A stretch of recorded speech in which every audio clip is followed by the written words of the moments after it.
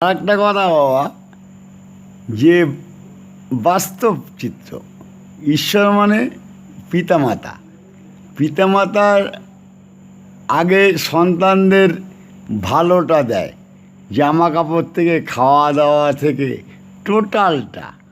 যেমন যীশুখ্রিস্টই বলেছিল যে তোমরা কিভাবে ভাবলে যে ঈশ্বর ভাঙা বড় মাছ খেয়ে তোমাদের ছোট মাছ দেবে, ভাঙা মাছ দেবে? কখনোই ভাববে না। ঈশ্বর তোমাদের বড় মাছটা দিয়েই কিংবা ভালো যে কোনো জিনিস দিয়েই তারপরে সে খাবে। সুতরাং যীশুখ্রিস্ট থেকে কিংবা তোদের থেকে, ভগবদ্গীতার থেকে যেটা আমি প্রাপ্ত হয়েছি, যে এই শরীরটার এত সুন্দর যে ঈশ্বর এইটা আগে ছেলেদেরই দিয়েছেন।